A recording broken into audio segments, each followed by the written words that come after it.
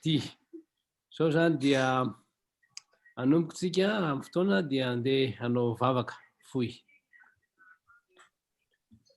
Raitsandre zay an-danitro anao zay no nomenao ny fotoana amin'ity takariva ity. Ianao no manome ny fahendrena sy fahalalànako dia ampio zay afantatra, ampio zay andalina, ampio zay atoky anao. Noho ny raso Kristy misaotra reo. Amen. Amin'ity takariva ity dia tiako ny izara amintsika fampianarana momba ny amin'ny atao hoe fihetsiketsehana. Fihetsiketsehana zany ny tiako ambara eto dia ny hoe activité. Io zany anisan'ny manana hery sika ao anatisika ao ary mila karakaraina izy io. Ny fietsehana dia zavatra ilaina eo amin'ny vatana, ao anatin'ny fiainana ny fietsehana. Ary ao anatin'izany tsy ny vatana fotsiny ihany fa ny saina. Ny activité tiana ambara eto zany dia ny fietsehana eo amin'ny ara-tsaina, tonga ny saina malady, ny vatana salama, ary misy fiatraikany amin'ny ara-panahintsika zany rehetra zany.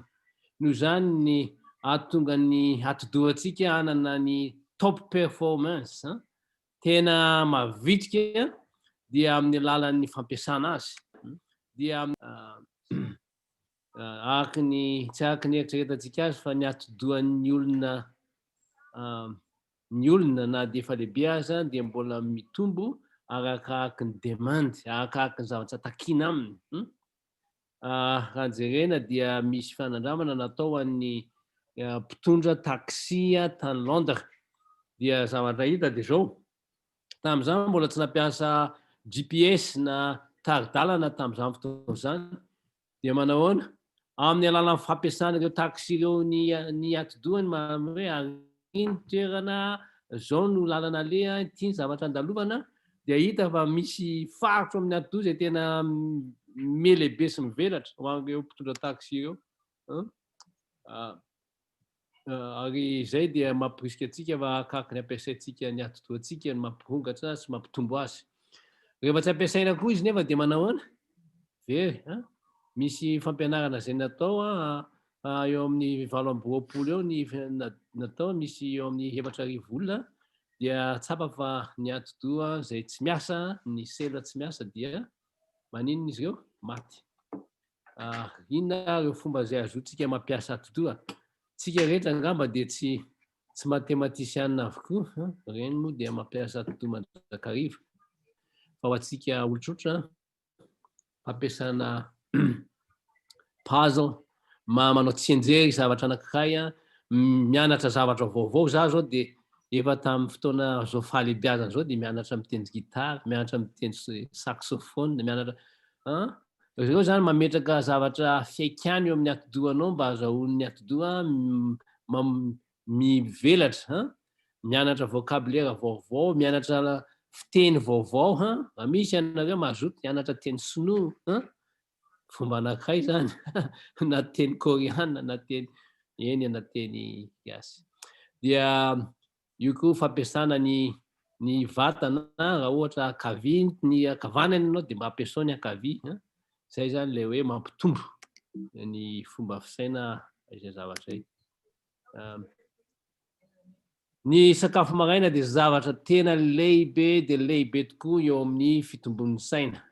Tena zava-dehibe eo amin'ny fomba fianarana, eo amin'ny fitadidiana, eo amin'ny fahatsarana, dia ilaina ny sakafo maraina satria io no mitondra karazana lasantsy na hery ho an'ny atidohantsika.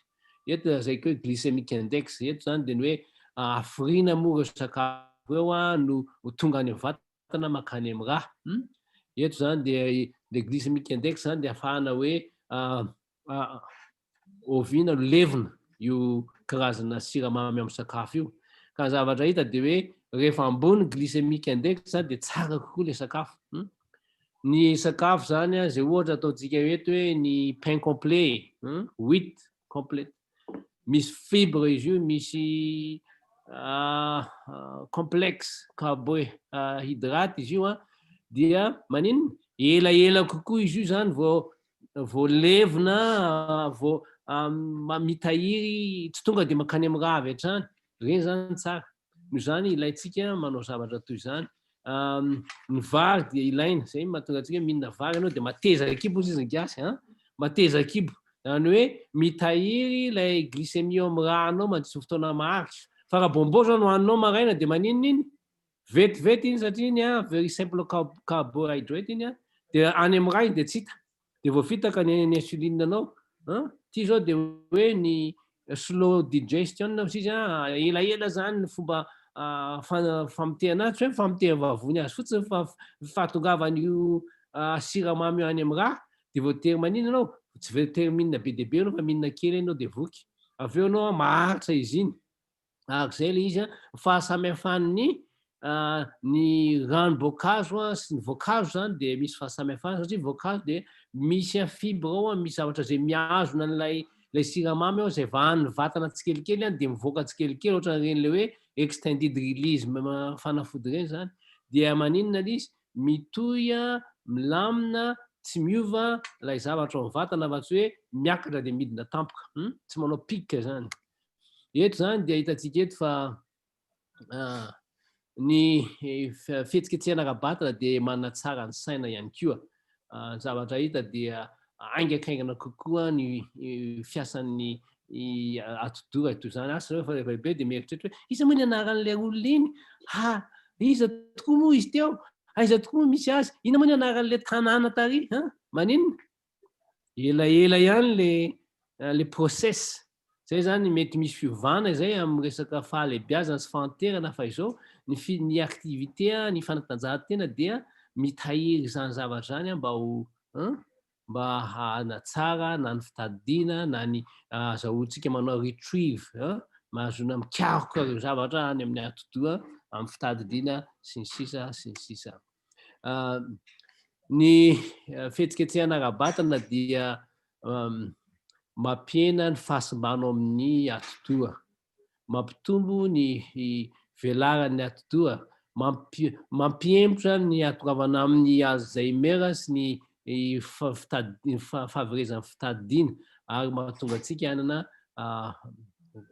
hafanganana eo amin'ny fiasan'ny saina noho zany ilaina de ilaina zany isika dia noharina mba hihetsika ary hitantsika eto ty ramatoa 30 taona fa maninona izy mbola mihetsiketsika ny taona dia karazana sifra ihany isa ihany fa ny saina sy ny fihetsiketsehana afahamihetsika no tena zava-dehibe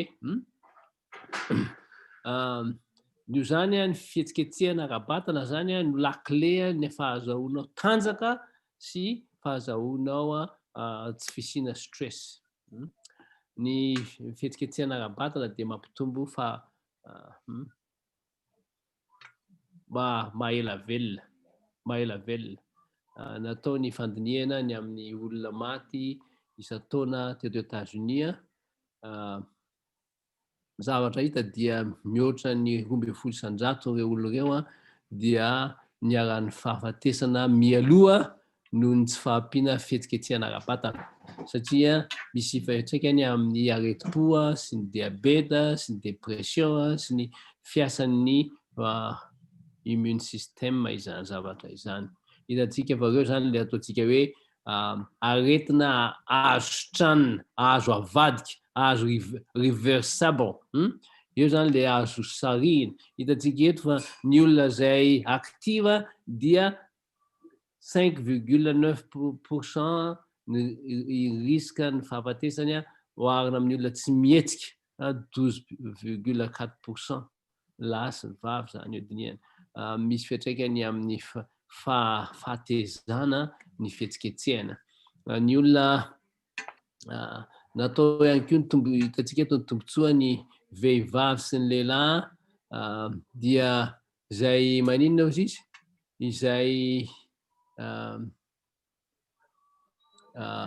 tsy mihetsika dia von'ny déprimé manana alahelo manjakarivo fa ny olona zay mihetsiketsiky de maninona manana fomba fijery pozitifa manana fijerevantena ambony manana fahazonantoka ny eo amin'ny fahazony manantanteraka zavatra, manana fomba fisainana kingakinga, ary na ny eo amin'ny lafiny ara-psikolojika aza dia salama, afaka manohitra ireo fiaikana sy ny stress rehetra mety misy izany.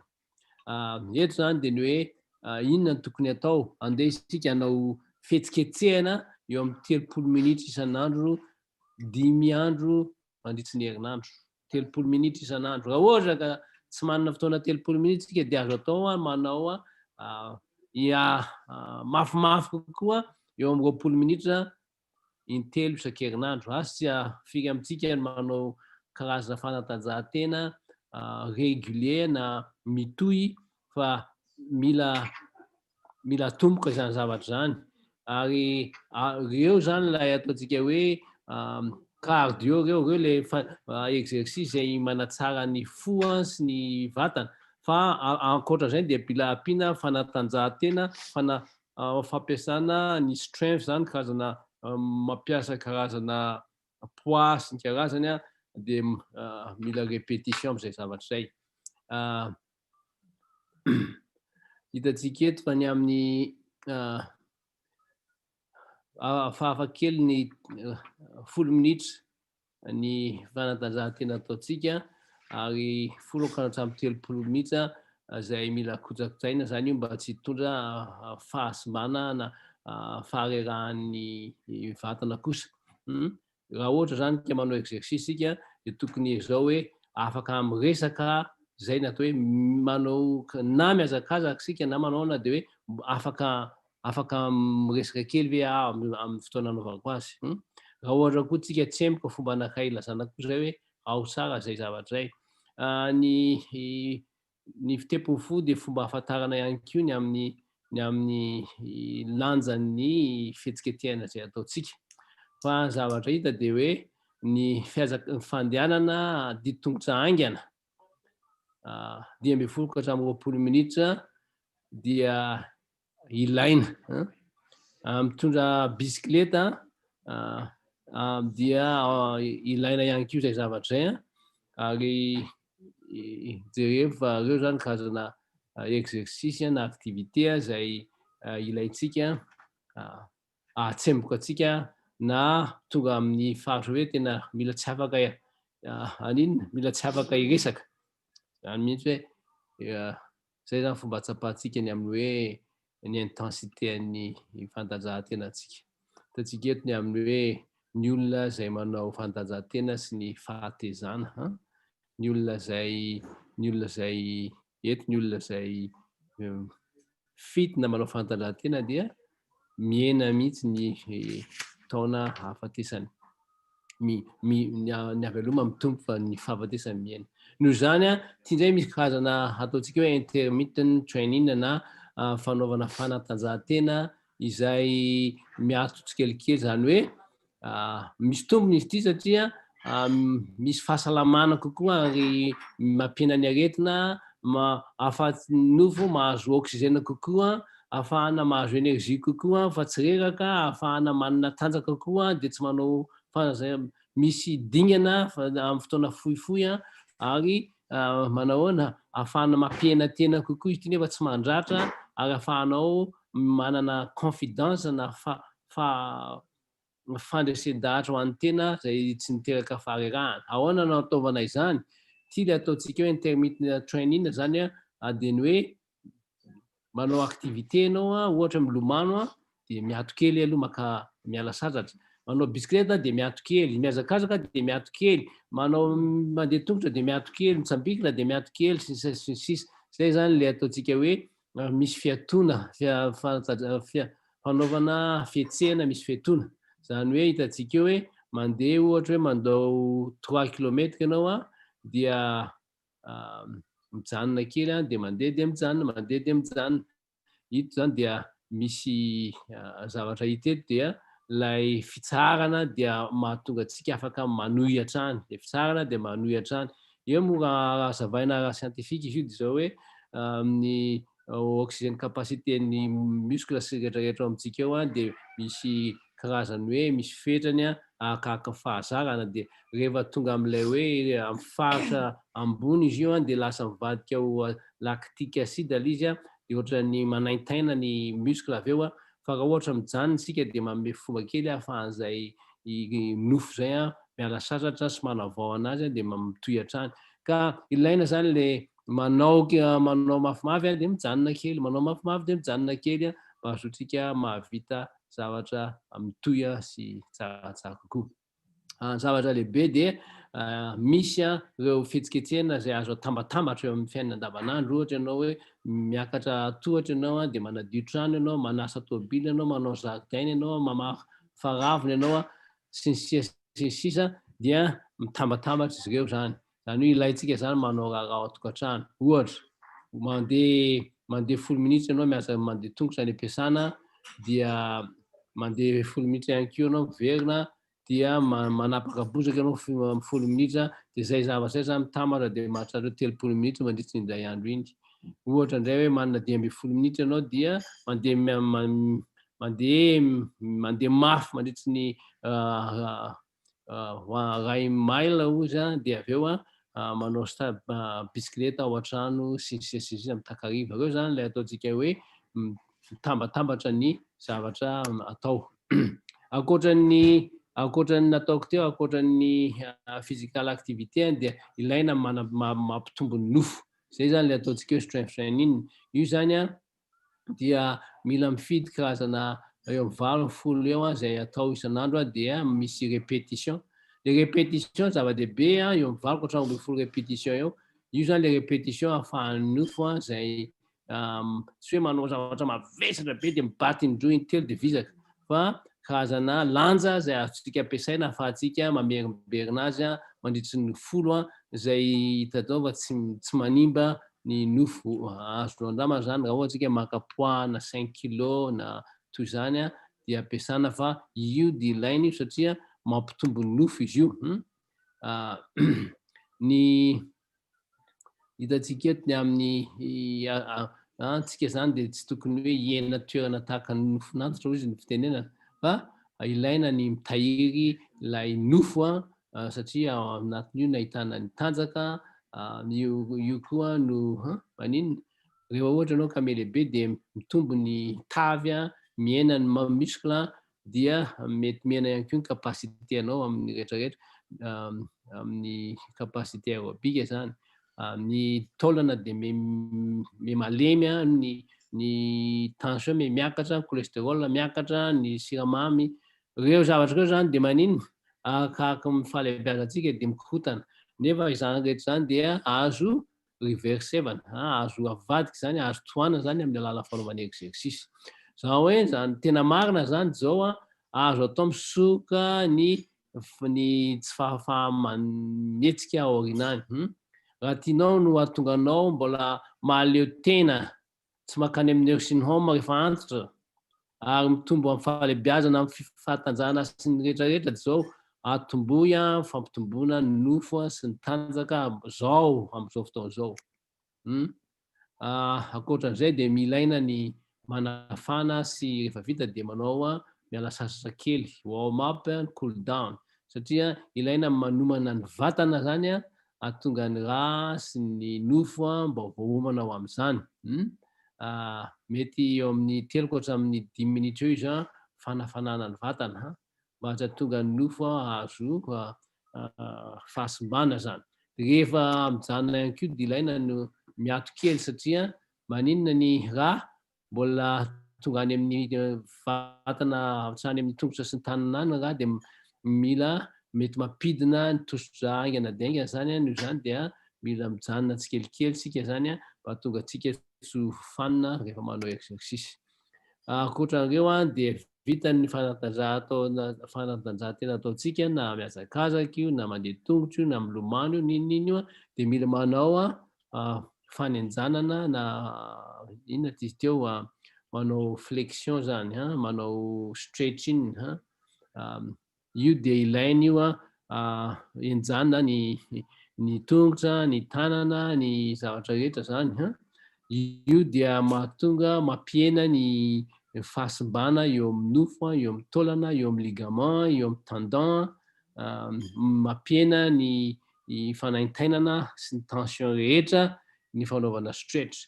Ny saka ditantsika fa vao mifoha maraina saka dia io mienjana io izy. Zay mo fiteny azy. Manao na ny alika na ohatr'izany, ny biby dia manana zay, asika ihany koa dia mila manao ny stretching io isan'andro. Nahoana asika manao activité zany satria 70% ny olona dia tsy mihetsika. Ary zay dia mitondra ilay ataontsika hoe accident vasculaire cérébral, hypertension, diabète, ary tsy fahampiana exercice. Nahoantsika mihetsika satria manatsara ny body composition na ny mampiena ny tavy, mampitombo ny nofo ary mahatsara vatana.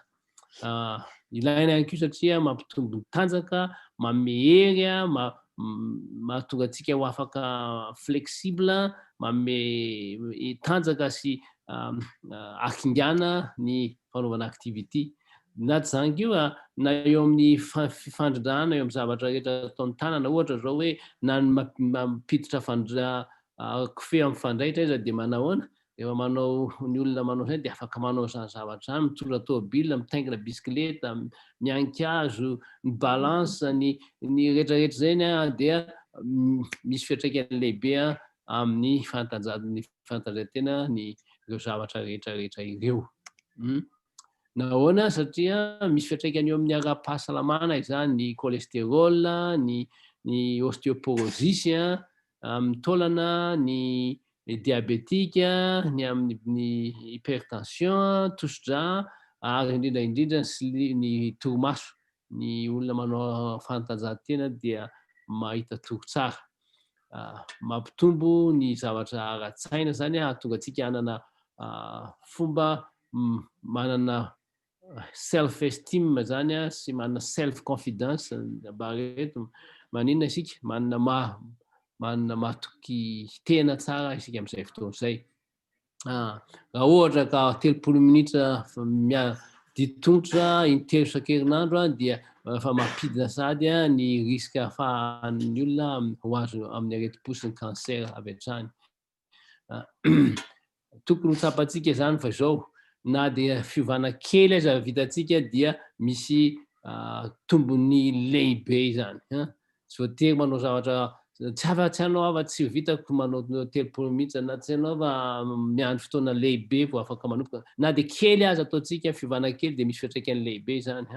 Ohatra ianao makany amin'ny Walmart dia maninona, makanisany amin'ny fitoerana lavitra indrindra park iny dia mandeha tongotra makany amin'ny mpivarotra.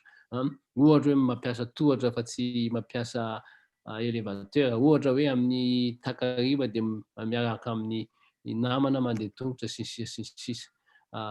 30 hatramin'ny 80 minitra activité ny efatra ny enina isan-kerinandro dia zay no karazana tanjona izay ataontsika. Fa hitantsika zany fa ny fanatanjahantena dia mampitombo antsika eo amin'ny lafiny rehetra, na ny ara-tsaina, na ny ara-batana, ary indrindrandrindra ny ara-panahy.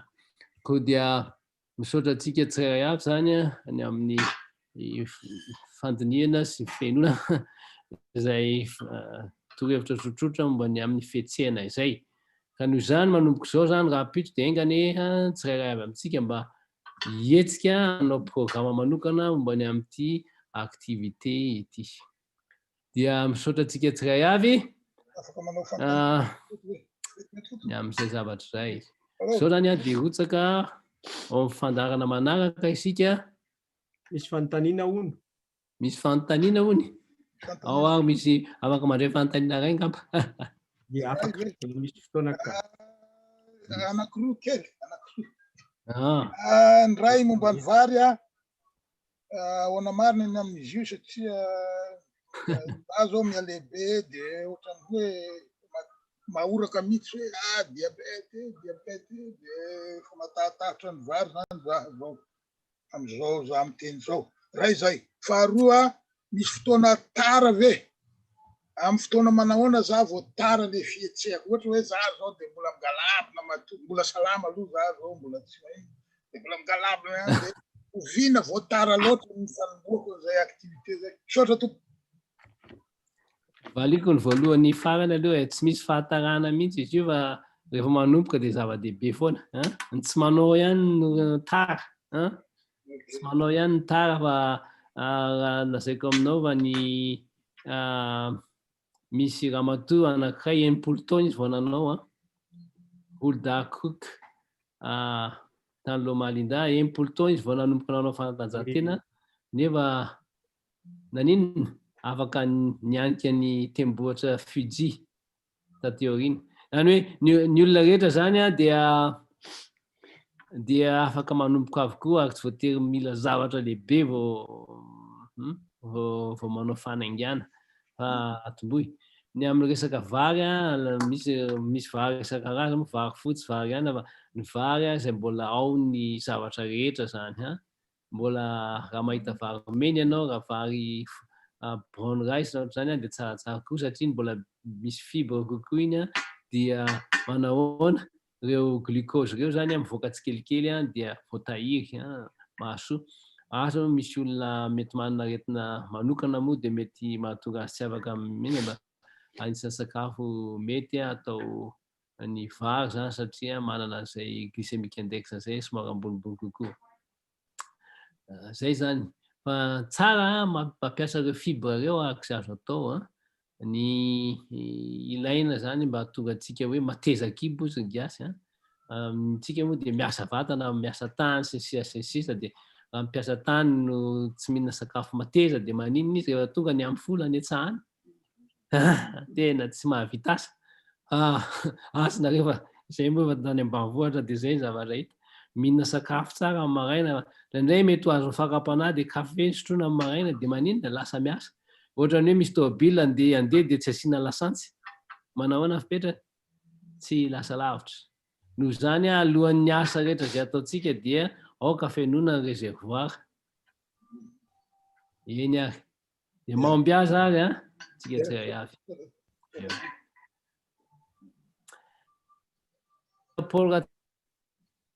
Fotoana amin'ity akinona mbara teo dia tsy manana fotoana betsaka iarahana amin'ny firy sika dia araroty ny ararotsika ny fahananana azy dia misaotra Pastora Paul Ratsara amin'ity takariva ity. Eny ary tompoko dia faly miarahaba antsika mianakavindray tratran'ity fotoana ity izay fotoana efa fanaovantsika efa volana vitsivitsy izay nazahoana ny ara mifampahery mandinika ny tena tsy maintsy atrehina. Saotra be dia be dokotera ny amin'izay fampianarana izay fa tena lehibe dia lehibe tokoa izany eo amin'ny fihetsiketsena.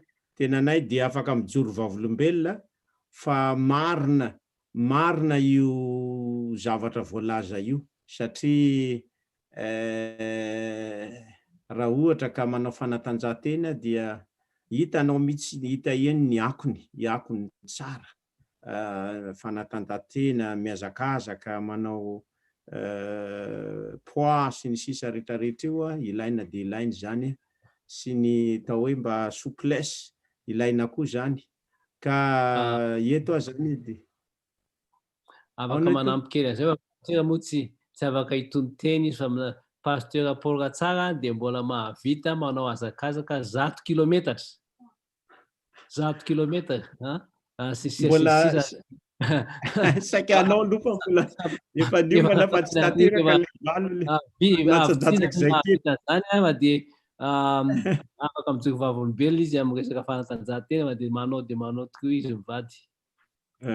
Eny tompoko saika nikasa fa tsy tanteraka le izy tao Antananarivo le 90 fa noho ny corona dia tsy afaka nanao fa efa nanao latsadatsaka ihany zany hoe miezaka zany zava-dehibe le mitaizatena zava-dehibe io ka dia samy manao zay azo atao daholo tsika menakafy. eny ary andeha ary iara-nondrika ny lohantsika ivavaka indray sika azahoana miditra amin'ny tapany faharoa iara ivavaka isika.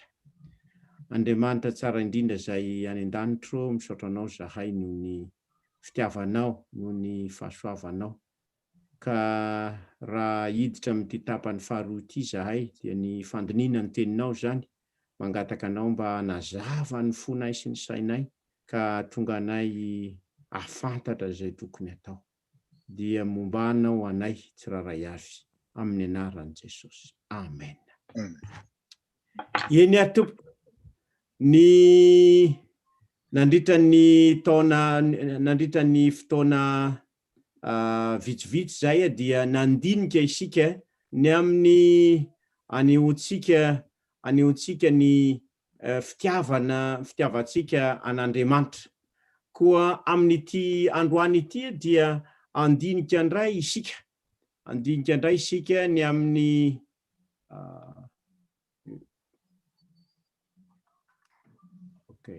play.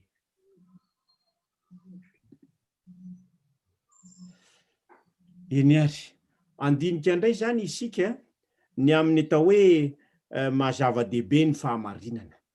Zava-dehibe ny fahamarinana ary araka nefa nampanantenana antsika tamin'ny tapabolany androany dia andinika indray tsika ny amin'ireo lafiny maro eo amin'ny andininy maro mikasika ny amin'ny atao hoe ny amin'ny sabata. Eto aloha zany dia mametraka amintsika tsiraray avy ny mahazava-dehibe ny atao hoe fahamarinana. Efa noresantsika ihany izy io kanefa ilaina ny manantitrantitra fa tena ilaitsika tokoa ny fahamarinana satria Kristy aza nefa milaza manao hoe ny marina no afaka atsika ary manamasina azy amin'ny fahamarinana, ny teninao ny fahamarinana, zava-dehibe zany ny fahamarinana, zava-dehibe rehava-malala ny mikatsaka ny marina satria ilaina dia ilaina izany eo amin'ny fanompoana an'Andriamanitra.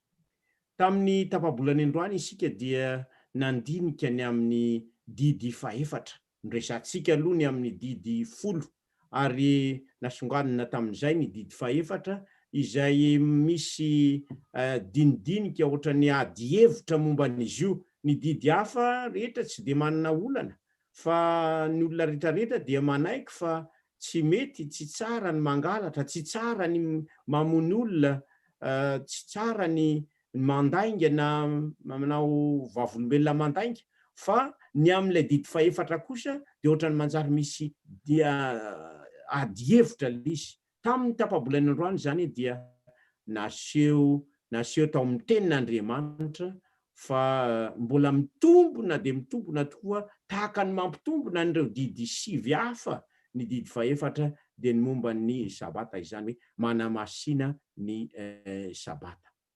Koa hitantsika amin'izany zany hitantsika eo zany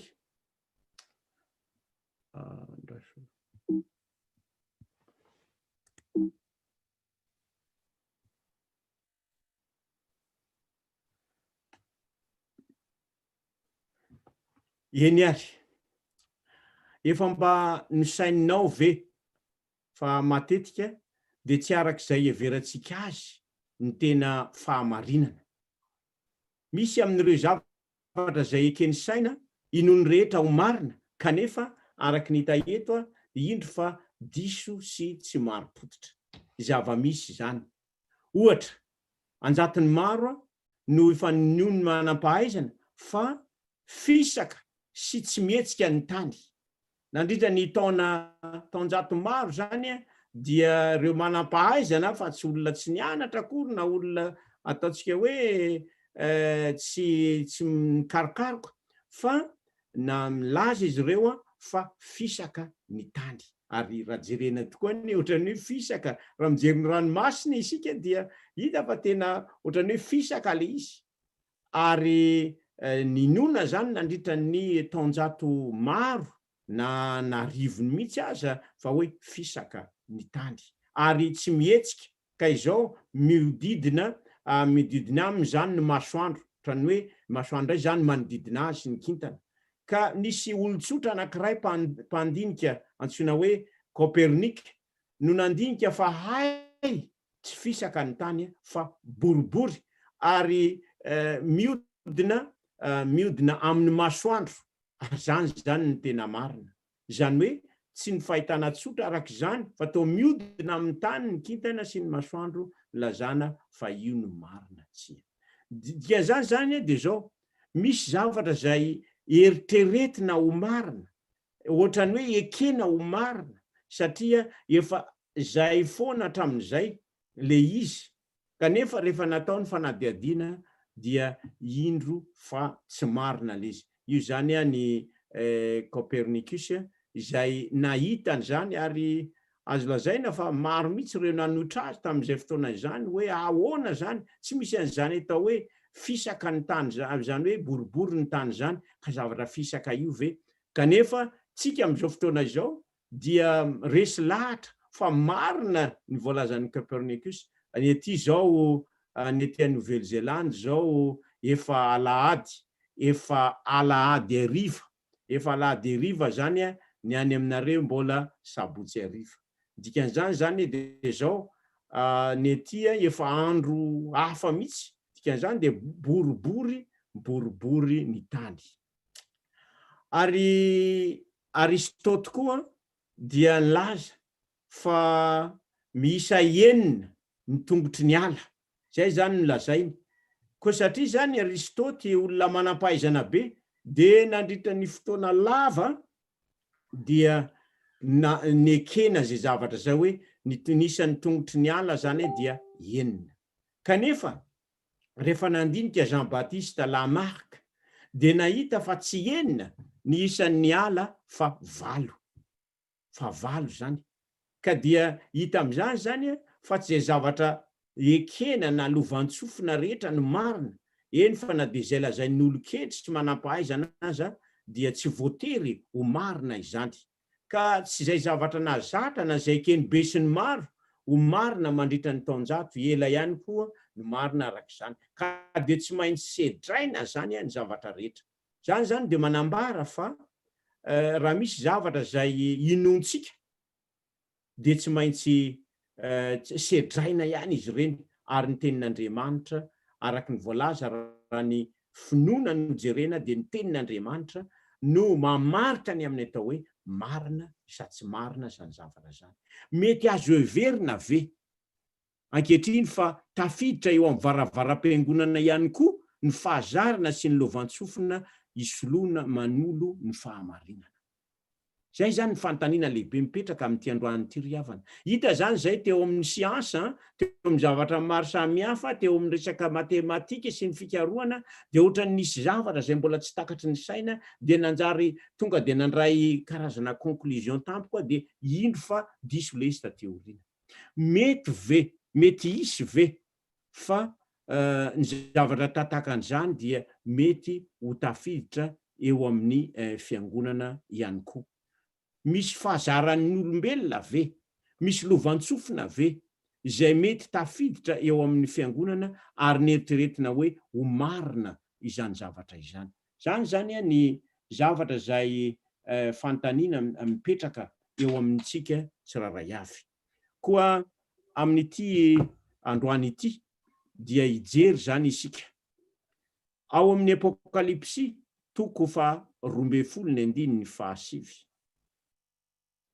Hitatsika manko tamin'ny tapabolany androany fa tena voapirofo ao amin'ny tenin'Andriamanitra mihitsy fa ny sabata zany hoe ny didy faefatra de mbola mitombona hatrany. Ary ny pirofona ihany koa zany zavatra izany fa ny sabotsy izany andro fahafito izany. Koa inona zany ny zavatra tsara ho fantatra eo anatrehan'izany zavatra izany. Ao amin'ny ity Apokalipsy 12:7 ka ny 9:7 de zao ny voalaza. Ary nazera lay dragona de lay menarana ela zay atao hoe devoly satana zay mamitaka izao tontolo zao. Aoka zany ho fantatsika ry hava-malala fa misy lay mpamitaka dia ilay dragona na lay menarana ela de satana izany. Zany hoe misy hery mifanandrina zany izay atretsika am'izao fotoana izao. Misy zany ny herin'ny tsara sy ny herin'ny ratsy. Ary misy ireo anjely tsara sy ireo anjely ratsy. Raha ny komy Lucifera tany an-danitra de zao vokatr'izay fikomina izay de tsy afaka mijanona tany intsony izy fa nazera izy, nazera ilay dragony. Ka izao rehefa tonga teto amin'ity tany ity izy de lasa nitohizany zay toe-tsainy zay, lasa mpamitaka izany satana izany. Ka tao edena araky ny efa fantatsika rehetra dia nisy izany famitana izany. Eva zany dia nalainy fanahy ka nasainy ninana an'ilay voankazo voarara. Ary de tafiditra tamin'ny fakam-panahy havana Eva ary Adama sy Eva ihany koa dia tafiditra tamin'izany. Ka araky ny voalazan'io apokalipsy io dia io anjely io, lasa anjely ratsy zany izy, izay atao hoe izy na mirapiratra kanefa dia lasa anjely ratsy izy noho ny toe-tsainy ny famotana, toe-tsaina izay mamitapitaka. Ka eo anatreny zany zavatra izany dia mety ho gaka ve isika raha toa ka i satana miezaka anova ny lalàna na anova izay nasain'Andriamanitra natao. Raha tany an-danitra izy nikomy tamin'Andriamanitra, ho gaka ve isika raha ohatra ka mamitaka ihany koa izy eto? Efa nanao an'izany izy tany Edena ary mbola manao an'izany izy hatramin'izao, de zao tsy gaga isika raha misy an'izany fitaka zany izay ataony. Lalàn'Andriamanitra manko no mamaritra ny fahamarinana sy ny fahadisoana. Koa izao raha ohatra ka azony atao zay zavatra izay, azony atao ny ohatra ny mampisafotofoto ny saina, mampifamaofao ny saina, ny amin'ny atao hoe marina, ny amin'ny atao hoe inona ny lalàn'Andriamanitra, inona ny atao hoe didin'Andriamanitra, dia ataony zany zavatra izany satria miteraka fahavoazana lehibe zany zavatra izany. Ka ho gaga ve isika raha toa ka anafika an'Andriamanitra satana, miezaka izy aloha, marina efa faresy izy, anova ny fahatserovana ny famoronana. Hitantsika tamin'ny lasa manko ry havana fa ny sabata dia tsangam-bato ny famoronana izany, izay natao ho tsarovana izany. Ka mahagaga antsika ve raha ohatra ka manao ny azony atao izy, zay azony atao izy mba amitana amin'izany lafiny izany. Tsy tokony hagaga asika izany. Ka izao mazava ary nijerentsika tamin'izay fotoana izay ny amin'ny hoe ny sabata, sabotsy no andro fahafito, ary mbola mitombona izany. Ka ny fanontaniana mipetraka zany de hoe iza zany no nanova ny sabata ny baiboly, zay sabata zay voalaza amin'ny baiboly. Hitantsika fa Andriamanitra tsy nanova, satria ao amin'ny Malaki 7:1-5 de zao ny fanambarana fa izaho Jehova dia tsy miova, tsy miova izy. Andriamanitra ray zany dia tsy miova ary izy mbola miteny mahatsiarova ny andro sabata anamasina azy, mbola mitombona izany zavatra izany anamasina azy, enemana no iasanao sy anaovanao ny rahanao rehetra amin'ny Exodosy 20:5 ka hatramin'ny 2:1. Fa inona araky ny voalaza eto fa sabatan'ny Jehova Andriamanitrao ny andro fahafito, sabatan'ny Jehova Andriamanitrao ny andro fahafito. Zany dia manambara fa Jehova de mbola mitazona an'izany ary zava-dehibe aminy zany, satria araky ny voalaza ao amin'ny Ezekela 20:12 fa famantarana izany amintsika sy Andriamanitra, ary nomeko azy koa ny sabatako ho famantarana ho amiko sy ho aminy. Zany hoe marika zany izany sabata izany. Koa tsy misy salasalana ry havana fa mbola mitombona mandrakariva izany marika Andriamanitra izany. Ny sabata dia famantarana na marika eo amin'Andriamanitra sy ny olona. Mantarana hoe iza ny olon'Andriamanitra zany dia amin'ny alalan'io sabata io izay no amantarana azy. Koa Kristy efa nianarantsika koa tsy nanovany zany izy fa izy aza nanome ohatra fa izy dia nitandrina ny sabata. Araka ny volaza amin'ny Lioka 4:4-5. Nitandrina izy, izany hoe izy dia nitandrina an'izany sabata izany. Nitandrina sabata koa ny mpianatra Jesosy.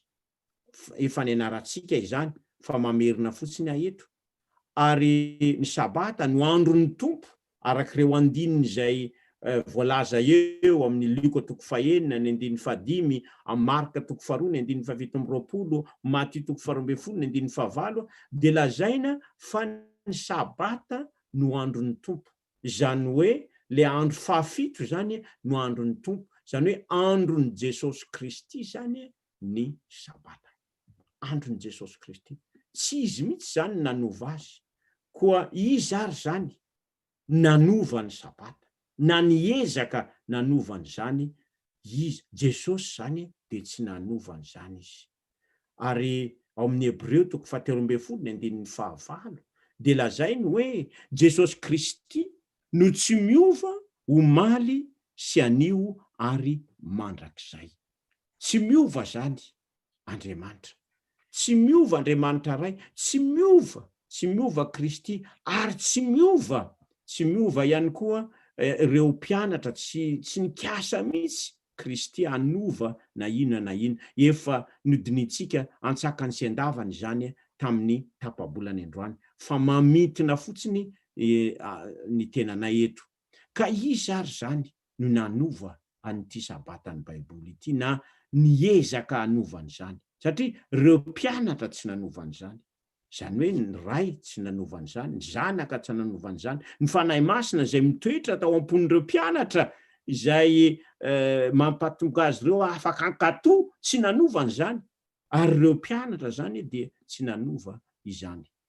Ary Petera, raha nitsaraina izy dia nijerena hoe tandremo aza milaza an'izany anarana zany ntsony, aza mitory an'izany anarana zany ntsony, dia nilaza izy manao hoe fa Petera, ao amin'ny Asan'ny Apôstôly 5:7-20, dia zao ny voalaza: fa Petera sy ny apôstôly namaly ka nanao hoe Andriamanitra ny tokony ekena mihoatra ny olona. Izany hoe zany tsy nanova izy ireo, ary milaza koa izy manao hoe raha misy zany zavatra mifanohitra, reo Sinedriona, izany hoe reo mpitary-pivavahana jiosy tamin'izay fotoana izay, manao hoe aza mitory an'izany anarana izany. Fa Jesosy kosa manao hoe mandehana mitory. Dia hoy Petera hoe mazava ny safidy, ny tenin'Andriamanitra, Andriamanitra ny tokony ekena mihoatra ny olona. Koa izao ary, raha misy fampianarana izay ianarantsika, izay hitantsika eto moa zantsika dia miara-mandinika isika io, miara-mandinika samy mikatsaka ny marina isika, satria araka ny voalaza dia zava-dehibe ny marina, ny fahamarinana. Isika dia manompo an'Andriamanitra amin'ny fanahy sy ny fahamarinana, koa dia ilaina zany marina izany. Koa izao, rehefa misy zany voalaza marina ao amin'ny tenin'Andriamanitra, ka misy fampianarana anankiray izay mifanohitra amin'izay voalaza ny tenin'Andriamanitra izay, dia mazava ny tenin'ny Petera eto: Andriamanitra ny tokony ekena mihoatra noho ny olona. Ary na zavatra izay efa mahazatra teo aloha aza, tahaka ny eritreretina hoe fisaka ny tany fa tsy boribory akory, dia zao rehefa niporofona le izy fa diso izay le hoe mahafisaka ny tany zay fa boribory, dia zao tsika rehetrarehetra manaiky fa boribory ny tany. Ary ity tany ity dia mihodina fa tsy hoe hodidinina akory ny masoandro akory. Ka ohatran'izay ihany koa zany amin'ny fahamarinana ry havana, dia ilaitsika ny manahaka an'le hoe Andriamanitra ny tokony ekena mihoatra ny olona. Koa andeha ary raha eo am-pelatanantsika ny baiboly dia ijery zany isika amin'izao fotoana izao, satria hitantsika hatreto aloha zany fa tena mbola mitombona de mitombona tokoa le hoe sabata sabotsy ny didy 14. Fa misy fampianarana manao hoe ka misy fampianarana nge hoe tokony alahady ndray zany no tandremana, satria misy andininy ihany ao amin'ny tenin'Andriamanitra ao ohatra ny mampitandrina ny alahady. Ka izao mitady ny famarinana isika eto, fa tsy hoe manenjika an'izaniza koa, fa mampite zany hoe mikatsaka amin'ny tenin'Andriamanitra isika. Ka izay ny ampanajana sy ampanetretena no andinintsika an'izany. Ka izao sedraitsika amin'ny tenin'Andriamanitra daholo ny fampianarana rehetra. Zay zany ny filamatra efa dinintsika hatrany am-piandohana hoe ny tenin'Andriamanitra zany no karazana hoe izy no mamaritra. Io no mamaritra hoe mety sa tsy mety, marina sa tsy marina. Zay zany le izy. Koa izao tsy voasoratra eny amin'ny écran le izy, fa raisinareo antsoratra le izy na vakinareo amin'ny tenin'Andriamanitra. Misy zany reo andininy mikasika ny amin'ny andro voalohany, satria manko ny zavatra hita zany amin'izao fotoana izao dia ohatran'ny be dia be ny olona zay mitandrina ny andro voalohany fa tsy ny andro 15, ary tohatra misy fampianarana momba n'izany. Ka ndeha ary hodinintsika reo andininy izay toa mampitandrina an'izany andro izany. Ao amin'ny Matthieu 7:20 ny andininy voalohany. Matthieu 7:20 ny andininy voalohany. Io dia misy mampiasany amin'ny hoe io zany de maneho fa amin'ny andro voalohany amin'ny herinandro ny tokony ivoriana, tokony iangonana, fa tsy amin'ny andro 17 akory. Izao ny voalaza eto. Ary tamin'ny alin'ny sabata raha vao nahazava ratsy ny andro voalohany amin'ny herinandro dia avy iza ny fasana Maria Magdalena sy ilay Maria anankiray. Eto aloha zany dia mivoalaza hoe andro voalohany. Mijery zany tsika zao ny amin'ny hoe le andro voalohany. Inona daholo ny andininy izay milaza ny amin'ny andro voalohany, ary toa ny manambara hoe ny mpianatra zany taty aoriana ohatrany tsy ny sabata indray no nivoriana izy ireo na nanaovany zavatra, fa ny alahady na ny andro voalohany. Mazava ho azy araky ny voalaza eto fa le fanambarana ny amin'ny hoe andro voalohany io dia tsy milaza fivoriana izy eto, fa nizahan'ny fasana nataon'ireo mpianatra. Mbola mafisina izany amin'ireo andininy hafa ihany koa. Ao amin'ny Marka 5:20 ny andininy 2 sy ny andininy 7, ao amin'ny Lioka 4:20 ny andininy 1 sy ny 2, ao amin'ny Jauna 2:20 ny andininy 1. Reo rehetrarehetra ireo dia milaza ny amin'ny atao hoe alahady na andro voalohany. Ka eto zany ny amin'ny resaka hoe andro voalohany eto dia tsy misy azo ambarany amin'ny hoe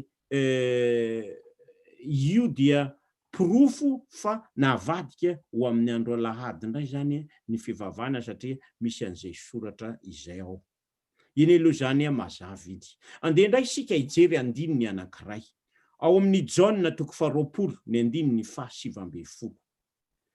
Io koa dia misy mampiasa ilazana ny amin'ny hoe jereo ary fa ny mpianatra zany dia nivory tamin'ny andro voalohany amin'ny herinandro. Vakitsika izany ry havana. Ao amin'ny Jauna 2:20.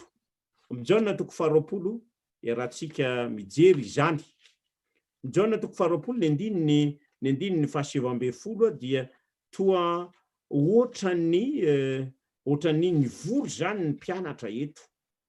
2:20 ny andininy 7:20. Zao ny voalaza amin'ny anaran'ny tompo.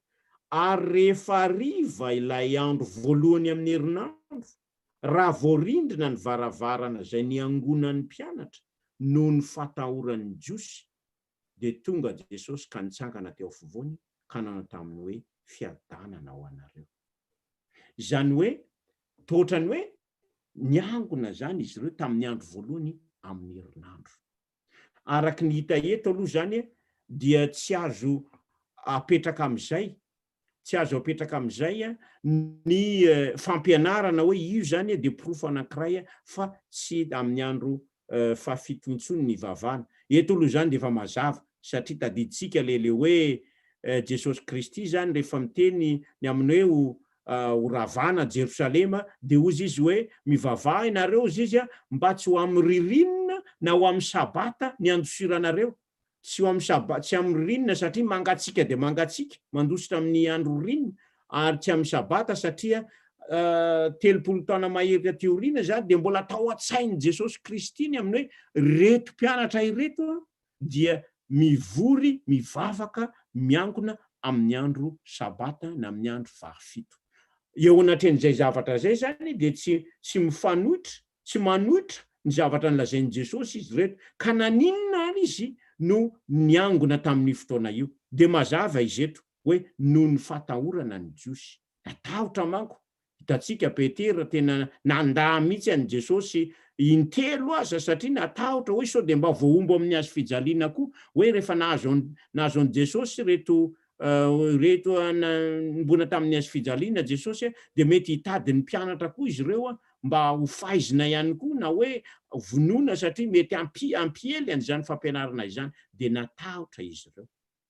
Ary lafiny anankiray zay, lafiny manaraka koa de zao, araky ny fampianarana de hoe ny alahady zany dia fahatserovana ny andro nitsanganan'i Jesosy. Izay ny antony ivavana amin'ny andro alahady. De eto zany lazaina hoe efa nivavaka tamin'ny andro lahady zany izy ireo mba ho fahatserovana ny nitsanganany. Fa izao ny zavatra hita. Tsy mbola nitsangana Jesosy, mbola tsy fantatra izy ireo hoe nitsangana Jesosy tamin'izay fotoana izay. Koa raha nivory zany izy ireo tamin'io andro de tsy noho ny hoe ho fahatserovana ny nitsanganan'i Jesosy Kristy. Tsy zay zany ny antony satria raha dinitsika ny manodidina an'io de zao mbola tsy fantatr'ireo mpianatra akory fa hoe nitsangana tamin'ny maty Jesosy. Mbola tsy fantany. Fa teo izy vao niseho, vao nahita hoe hay fa nitsangana tokoa izy zany. Ka ataony ahoana moa ny ankalaza izay zavatra mbola tsy nitranga, mbola tsy zavatra tsy ninony akory aza, ny sasany ny salasala. Koa dia miala ndray zany ny Jaona 2:7-7. Io zany dia tsy porofo manambara fa antony anankiray azahoana hoe manova ny sabotsy ho amin'ny andro alahady, andro fivavahana izany. Andiny ny hafa ndray ao amin'ny asan'ny apôstôly 2:2, ny 7 sy ny 7. Ao amin'ny asan'ny apôstôly 2:2, ny 7 sy ny 7. Inona ndray moa ry havana ny voalaza ao? 2:2 no jerevantsika, ny 7. Ary tamin'ny andro voalohany amin'ny herinandro, rehefa niangona amaky mofo izahay, Paoly dia nitory teny taminy ka nikasa andeha maraina izy, dia naharitra ny toriteny mandra-pamahatonalina izy.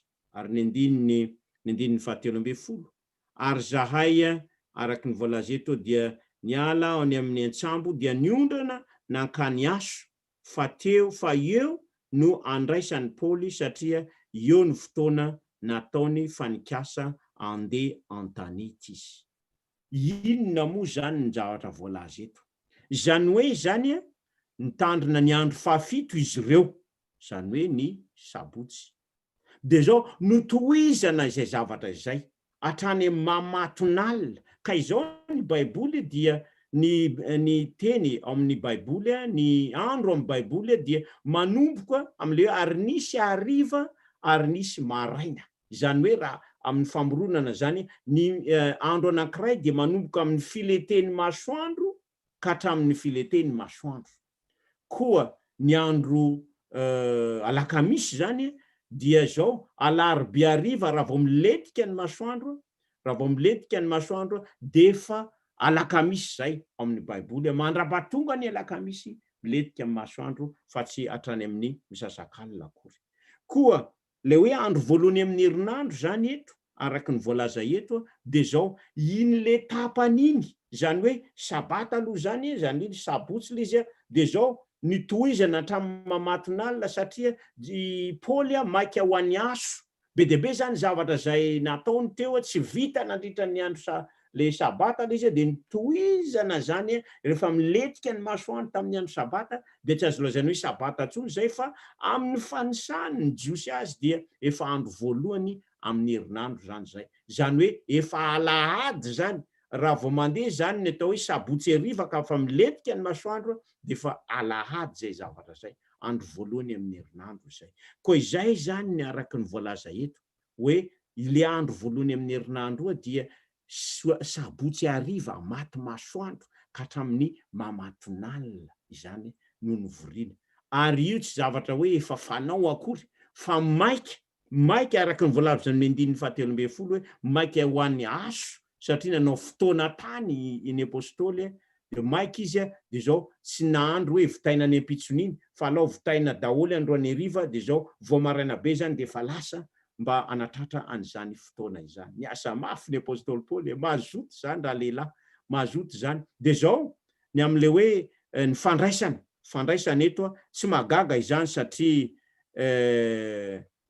ao amin'ny asan'ny apôstôly de isan'andro aza ireo apôstôly ireo no manao an'izany fandraisana izany. Raha mamaky isika ao amin'ny asan'ny apôstôly toko 2 ny andininy enina amby efapolo ao amin'ny asan'ny apôstôly toko 2 ny andininy enina amby efapolo dia lazainy ny amin'ny hoe fanasan'ny tompo na fandraisana zao ny voalaza eto andininy enina amby efapolo de zao no voalaza amin'ny anaran'ny tompo de hoe ary dia ny ray saina isan'andro izy ka nazotona keo ankianjany tempoly sy namaky mofo tao an-trano ka nihinan-kanina tamin'ny fifaliana sy ny fahatsoram-po. Koa io zany nataon'ny apôstôly Paoly de zao efa andeha izy io ary azadiny fa malalaka de malalaka ny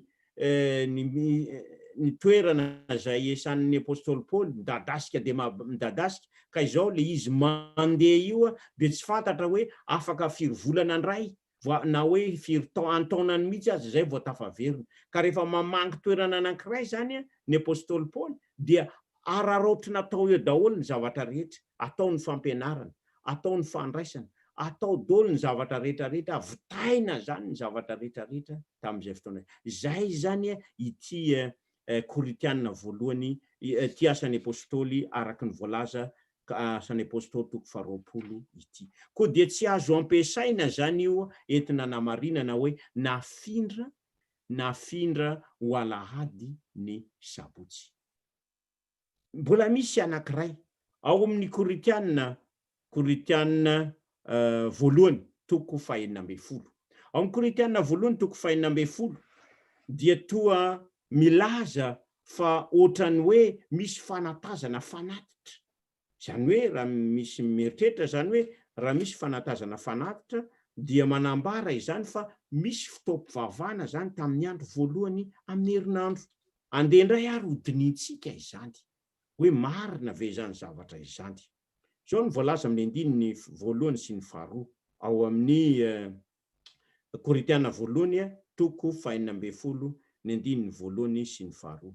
Ary amin'ny famoriam-bola ho an'olona masina de mba manaova koa ianareo toy izay nasaiko nataon'ny fiangonana ny Galatia. Amin'ny andro voalohany isan-kerinandro dia samy manokana ao amin'ny avy ho rakitra na amin'inona no anambinana azy mba ho vita rahateo ny famoriam-bola mandra-pahatongako. Eo zany raha jerena atao hoe maimaika lizy de ohatrany hoe hay misy fanatazana fanatitra tokoa izany zavatra zany ohatrany hoe misy fanimpom-pivavahana zany. Kanefa raha mandinika isika ry havana dia hita miariary eto fa ity andininy tia dia milaza ny mifanotra am'izany aza satria ozy izy hoe amin'ny andro voalohany isan-kerinandro dia samy manokana ao amin'ny avy, zany hoe ao amin'ny avy any an-trano zany fa tsy any am-piangonana akory fa io zany de hoe ny apôstôly Paoly zany de efa manao hoe raha vao manomboka zany ny andro voalohany amin'ny herinandro de zao efa apetraka ao ny fanatitra na apetraka ao zay anampina ny hafa, efa misy toerana zany ao an-trano ao anokana an'izany ao an-trano ao amin'ny avy, zany hoe tsy any amin'ny sinagoga, tsy any am-piangonana fa ao amin'ny avy. Zay zany ny zavatra zay araky ny hita eto. Koa dia hitatsika arak'izay zany hita miariary amin'ny famaboasana reo andininy reo ary fa tsy misy tokoa ny andalanteny na iray aza ao amin'ny baiboly mandidy atsika hitandrina ny andro voalohany amin'ny herinandro ho andro fitsaharana. Ary mazava izany satria araky ny efa nianarantsika tamin'ny tapabolany androany dia mbola izany sabata izany dia natao mba aharitra izany, mitohy izany ary hatrany an-danitra azy. Ary Kristy mihitsy nanome modely amin'izany. Ka izao ary mipetraka ihany le fanontaniana manao hoe ahoana ary ny nahatonga an'izy io niova? Raha izay izy raha ny baiboly zany tsy ahitana mihitsy le fanovana, ary tadiditsika tsara le hoe ny fahatserovana ny tsanganan'ny Kristy dia ny fanasan'ny tompo fa tsy ny fanovana akory ny sabata ao amin'ny andro alahady. Zany hoe ny baiboly zany dia tsy manova mihitsy na inona momba n'izany sabata izany. Ko mbola mipetraka ihany zany ny fanontaniana manao hoe avy aiza ary le alahady? Inona ary nahatonga n'ilay fanovana? Zany ny fanontaniana, andeha ho jerentsika izy io. Iza ary ny nanova izany? Iza? Eto zany tsika dia andinika ny tantara ho fantaritsika hoe avy aiza izy io. Mazava zany fa ady ho amin'ny fahefana ny ady eo amin'ny tsara sy ny ratsy, ny lalàn'Andriamanitra ny fotorana zany. Hitatsika fa ny tenin'Andriamanitra ny didy folo dia manambara ny marina. Io zany ny hoe ny marina, mamintina ny atao hoe marina ny tokony atao ny fakatoavana n'izany, ny fakatoavana n'Andriamanitra. Ka ilaitsika ny mandinika an'izany. Ny sabata no ivon'ilay ady ho amin'ny fiankofana, zany hoe amin'ny fiankofana zany izy io le famantarana araka le voalazantsika teo. Ka nanao ahoana ary zany izy io no ny fomba zay nahatonga izy io iova, ny sabata ho to lasa hoe niova. Zao ary andinika ireo boky, zany hoe boky ireo mpandinika ny tenin'Andriamanitra na protestanta na katolika isika, ao amin'ilay boky encyclopédie biblique nosoratan'ny John Idi zay manampahaizana manana doctorat anankiroa. Zao ny voalasany: ny sabata andro fahafito amin'ny herinandro dia midika ho andro fitsaharana, fa ny alahady kosa ilay andro voalohany amin'ny herinandro dia andro natokan'ireo jentilisa fahiny ho fiankofana amin'ny masoandro. Izay zany ny voalazan'ity manampahaizana ity, izany hoe tamin'ny fiangonana voalohany, zany hoe taonjato, milaza ny Nendoany mihitsy zany izy eto, milaza ny Nendoany tany amin'ny taonjato voalohany sy faharoa tany. De zao mazava tsara izy ireo mpino an'i Kristy dia nitandrina ny sabata. Fa izao ny jentilisa kosa tamin'izay fotoana izay dia nitsahatra tamin'ny andro alahady ary nivavaka tamin'io andro, satria io andro dia natokana mba ho fiankofana amin'ny masoandro. Ary amin'ny teny anglisy eny izany dia mazava satria ny amin'ny teny anglisy dikany hoe alahady dia Sunday, sun, masoandro, day, andro ny masoandro. Ary zany dia vavaka zay nataon'ny andro natokany romanina ivavahana izany. Zay zany ny zava-misy tamin'izay fotoana izay. Zay ny zava-misy, tadidy tsara zay zavatra zay. De zao rehefa tonga rehefa lasa amperora i Constantin de zao teo alomako indrindra fa i Dioclétien dia nanenjika mafy mihitsy ny kristianina de ozy izy hoe ataoko tsy misy miangana mihitsy reto kristianina ireto de be ny olona ny vonoina tamin'izay fotoan'izay martiora kristianina zao nefa ny zavatra hita arakaraky ny namonoana ny kristianina arakaraky ny nanenjena ny kristianina riavana no nahatonga ny kristiana voamaika ny tombo azy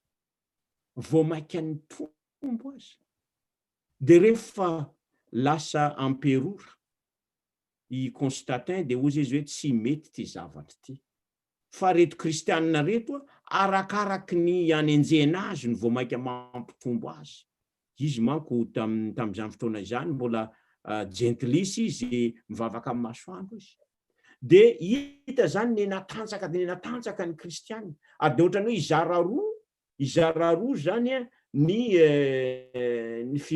ampira ny fanjakany kanefa tsy tiany zay zavatra izay ary zadino fa zava-dehibe amin'izy reto ny mampitambatra ny fivavahana sy ny fitondram-panjakana ka ny fivavahana kristianina zany lasa natanjaka de ozy izy Constantin hoe tsy mety lay fomba nampiasain'ny Dioclétien hoe andripahana reto kristianina reto arakaraky ny nanenjena azy no voamaika mampiroborobo azy de ozy izy hoe andraso fa manana hevitra hafa ny hevitra ataoko de zao ataoko ny akambanana nyreo roa reo inona ary ny nataony tamin'ny taona 120 sy telonjato de zao no vola namoaka didy izy aoka ny mpiasa rehetra hitsahatra tsy asa ary aoka akatona ny tsena rehetra ho fanomezam-boninahitra ny andro ny masoandro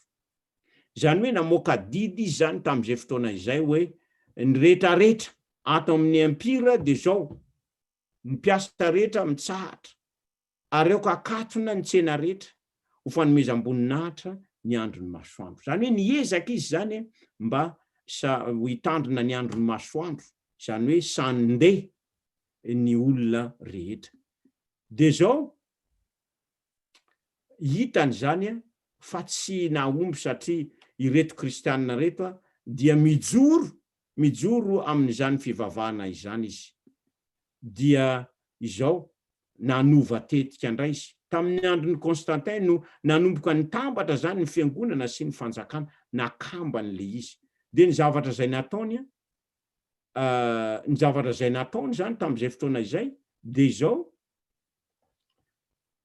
ohatrany hoe nanaraka ny fivavahana kristianina izy de zao nolazainy hoe zao ny hevitro izy tia alao tsy ho foanana fa alao akambana izy io tamin'ny voalohany aloha dia ohatra nalaladalaka ihany ny fanajana ny sabotsy fa izao ajaina koa ny alahady fa taty oriana dia napetrany amin'izay le izy manao hoe izao andao re ianareo kristianina zany dia afaka miasa tsara ihany afaka mietsika tsara ianareo eto amin'ity ampira romanina ity fa izao fotsiny alao re mba andro anankiray ny tandremantsika dia ny andro zay fa tandreman'ny be sy ny maro ato amin'ny empira de ny andro alahady de ny andro ny masoandro ka de mba eke io de zay zany de namoaka an'izay zay nampiasa an'izay zay de sady namoaka didy an'izay zay zany ny andohan'izy tantara zany zavatra zany ry havana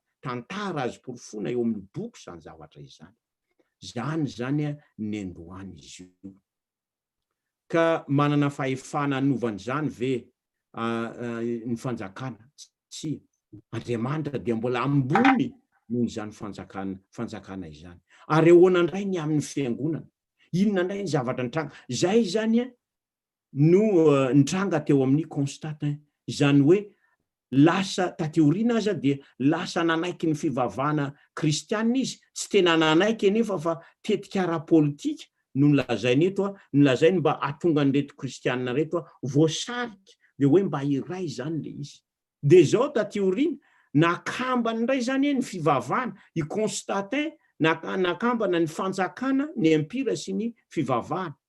De zao andetsika andinika, zany hoe ny fivavahana kristianina zany dia efa nanomboka nanaiky an'ny Constantin, ary Constantin zany dia niova ao kristianina, tsy tena niova aloha fa mody niova.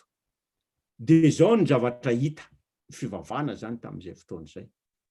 Raha mandinika ny ary mbola voarakitra ao amin'ny katesisy zany, fivoasana ny katesisy. Zao ny fanontaniana ao amin'io katesisy io, fanontaniana andrinona ny sabata, ny valiny ao amin'ny katesisy, ao amin'ny boky katolika, ny valiny sabotsy ny sabata.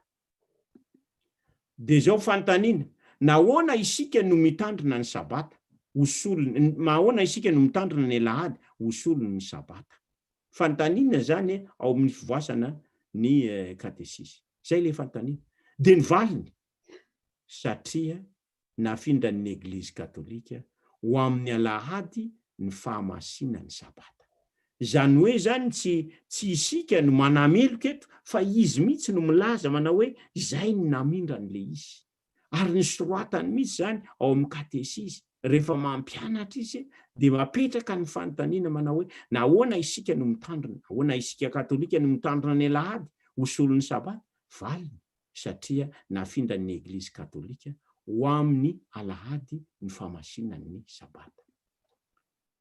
Zay zany de fanambarana mivantana zany zavatra izany, zay tsy misy isalasalana na kely azy. Ary ao amin'ny encyclopédie amin'ny teny anglisy, ao amin'ny volume boky faefatra, ao amin'ny pejy 350.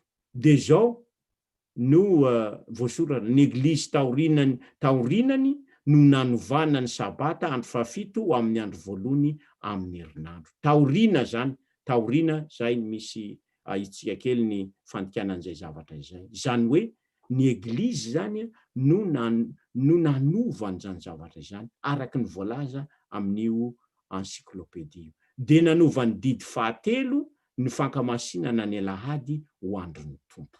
Ahoana zany ny fizotran'izany? Zao zany le izy. Io zany le didy 10, 4 dia 9 aty amin'ny ilany. De zao le izy. Le didy faharoa izay momba ny saron-javatra voasikotra dia nesorina izay, ary dia mizaraina roa ny fahafolo. De zay natonga an'le izy mbola 10 ihany. Isa 2, 3, 4, 5, 6, 7, 8, 9, 10 dia mbola didy 10 ihany zay zavatra izay. Ka mipetraka zany ny fanontaniana eto. Ahoana zany, ahoana ny nahatongavan'izy io?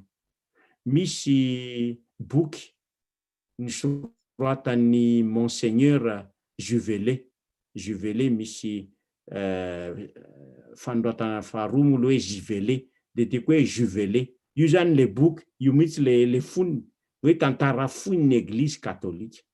De zao ny zavatra voalaza eo, i Monseigneur no miteny, zao ny lazainy teny sasantsasany tokony atao amin'ny protestanta ity. Mazava ao amin'ny soratra masina ny didin'Andriamanitra hoe mankamasina ny andro sabata, sabotsy hatrany hoy Monseigneur ny andron'ny tompo tamin'ny testamenta taloha. Sabotsy koa hoy Monseigneur Juvelet tamin'ny testamenta vaovao, fony fahavelon'i Jésus Kristy, ary na dia ankehitriny zao aza mbola sabotsy ihany no ny tanan'ny jody ho andro fivavahana. Hatramin'ny teny voalohany, mario tsara ny voalazan'ny Monseigneur eto amin'ity tantara foin'ny Eglizy katolika ity, hoe hatramin'ny teny voalohany ka hatramin'ny teny farany ao amin'ny baiboly manontolo dia tsy misy didy milaza fa tsy maintsy ho amasinina hosolon'ny sabotsy ny alahady. De zao ny fanontaniana apetrany Monseigneur, koa inona saiza no niaviny ratsy ny Eglizy katolika? Tsy manaiky zany hoe ny Eglizy katolika zany no niavian'izany.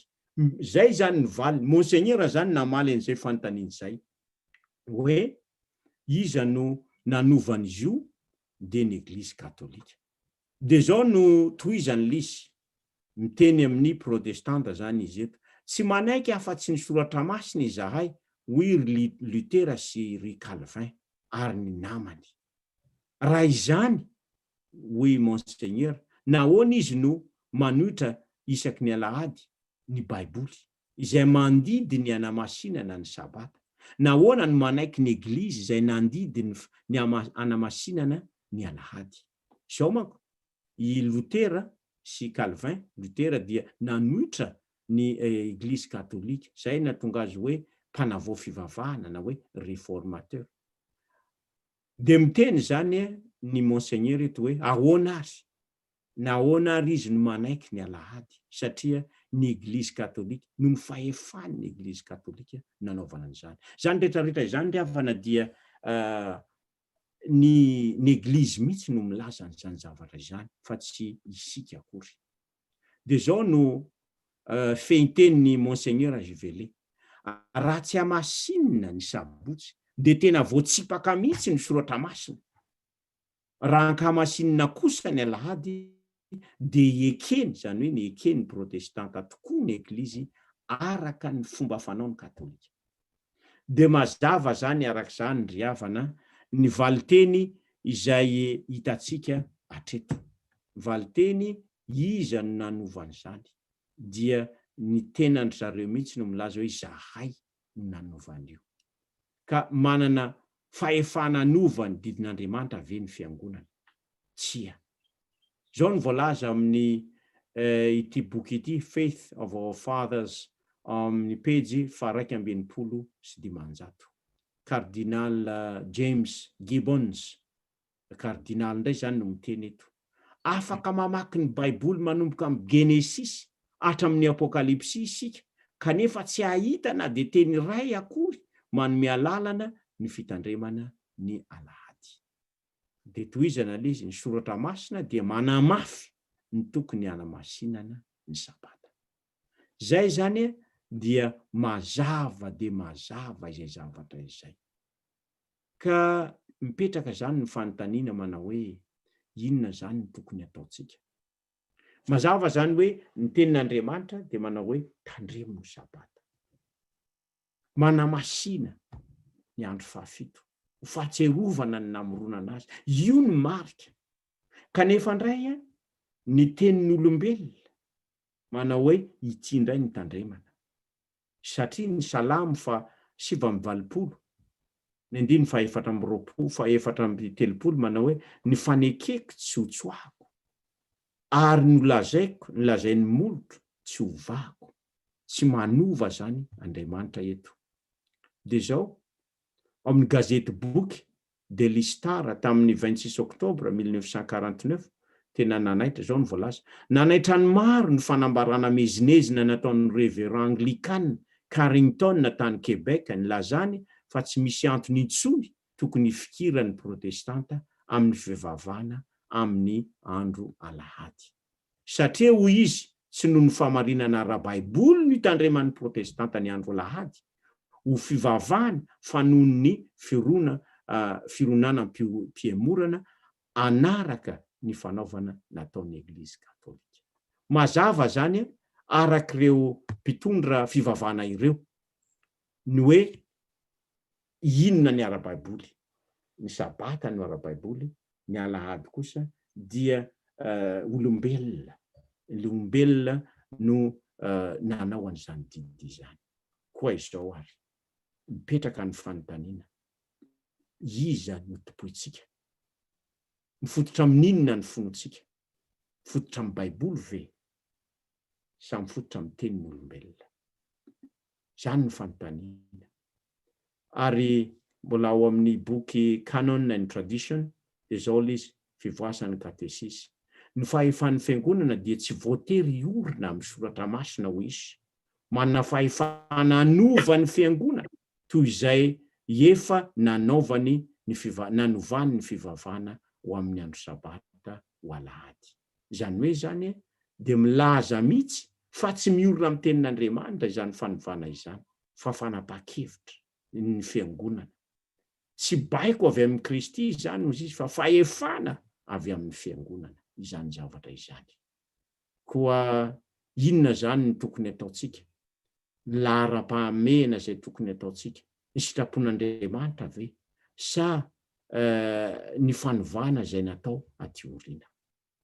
Anjarantsika ny misafidy, satria amin'ny Ezekela 20:12 dia hoe ary meko azy koa ny sabatako ho famantarana ho amiko so aminy mba ho fantany fa izaho Jehova manamasina azy. Io zany ny voalazan'ny tenin'Andriamanitra. Ary ny Apokalipsy 4:12 indro ny faharetan'ny olona masina dia izay mitandrina ny didin'Andriamanitra sy ny finoana an' Jesosy. Koa adiditsika ny misafidy, adiditsika ny misafidy, ny saviditsika dia zao ny baiboly sa ny fahazarana, Jesosy sa ny mpitary-pivavahana fodi-pinoana zay mifototra amin'olombelona, didin'Andriamanitra sa didin'olombelona, fampianaran'ny tompo sa ny fampianaran'olombelona. Anjarantsika ny misafidy. Fa i Josoa kosa manao hoe fidinareo anio izay hotomponareo, fa raha izaso ny ankona kosa dia hanompo an' Jehova izahay. We serve the Lord. Hanompo an' Jehova izahay. Ry havana, zava-dehibe zany ny anarantsika izany. Mazava zany ny tokony aleha amin'izao fotoana izao. Mazava ny lalakale. Ka andeha re isafidy tahaka ny Josoa. Izaso ny ankona kosa dia hanompo an' Jehova. Dia ny mbola misy ny fotoana ry havana dia andeha isika isafidy ny anaraka ny didin'Andriamanitra. Raha tsy ahy ianareo dia hitandrina ny didiko, ary ao anatin'izany ny sabata. Raha ty ahy ianareo dia hitandrina ny didiko. Koa adiditsika zany ny manaraka izay lazain'ny Kristy. Kristy ny tompon'ny sabata. Izy no nanao zany ho atsika, ho fanasoavana ho atsika. Fahasoavana lehibe zany, na eo amin'ny ara-panahy zany, na eo amin'ny ara-pahasalamana zany, na amin'ny ara-tsainy zany, na amin'ny ara-piarahamonina zany, dia fanomezana lehibe tsy tavelively tokoa izany sabata izany. Ka fitiavana lehibe zany dia adiditsika zany ny manomboka amin'izao mandray an'izany fanapa-kevitra izany, manao hoe andeha ary ho tandremana izany sabata izany. Satria raha ty ahy nareo Jesosy dia hitandrina ny didiko, ary ao anatin'izany ny sabata. Koa any amin'ny toerana misy antsika tsiraray avy any, any an-trano any, dia aoka isika handray fanapa-kevitra, fanapa-kevitra entitra. Ka izy ary no manapa-kevitra amin'izao fotoan'izao manao hoe indro ary fa mazava izany fa andeha ho tandremana. Any zany isika no mandray an'izany fanapa-kevitra izany. Marina fa mety hisy fiovana ihany eo amin'ny fiainana, eo amin'ny fahazarana sy ny sisa, kanefa ilaitsika izany. Ary Andriamanitra koa rehefa miangavy antsika na mibaiko antsika anao zavatra dia omeny antsika koa ny hery azahoana manatanteraka an'izany. Ko andeha riantsika mibavaka izany. Hanomezan'Andriamanitra antsika ny hery azahoantsika manatanteraka izay tiany ambara. Hiara hivavaka isika. Raha eo, misaotra anao zahay, satria ianao mihitsy nefa nanome anay ny lalakale. Tompo malalo, mangataka anao zahay ankehitriny. Omeo anay ny fasahiana sy ny fanapa-kevitra mba anaraka izay voasoratra ao amin'ny teninao. Eny Tompo malalo, ianao no hanome hery azahoana manatanteraka an'izany. Matoky zahay fa noho ny fitiavanay anao dia anao izany zahay. Momba anao ny tsiraray avy. Amin'ny anaran'i Jesosy. Amen.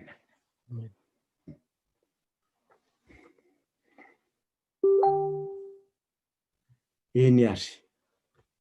Dia samy mahery daholo tsika menakavy ary samy manatanteraka izay tiany tompo tanterahana.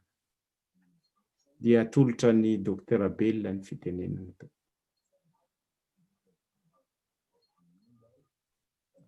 Misaotranao pasteur, mbola screen mbola eo a.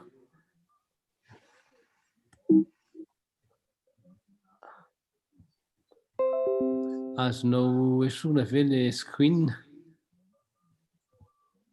Ohatrany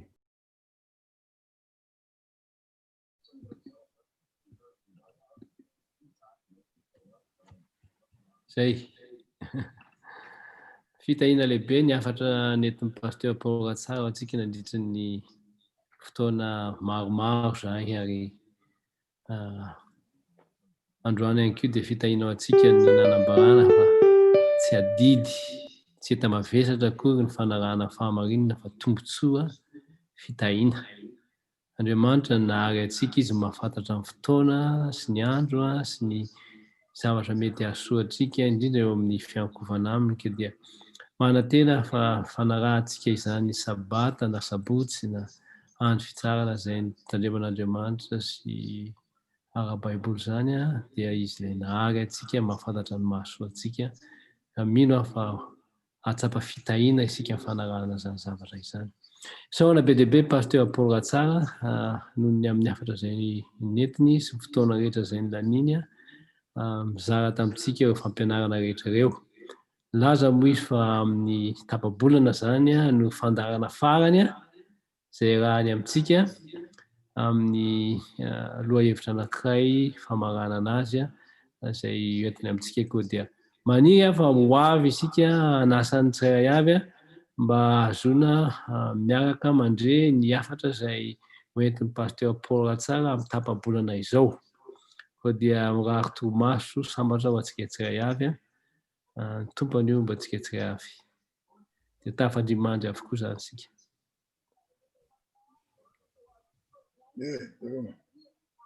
Eny tompoko pasteur Tina. Salama pasteur, miarabantsika rehetra tompoko. Tompoko, Sarotra rehetra daholo. Tsy saiko.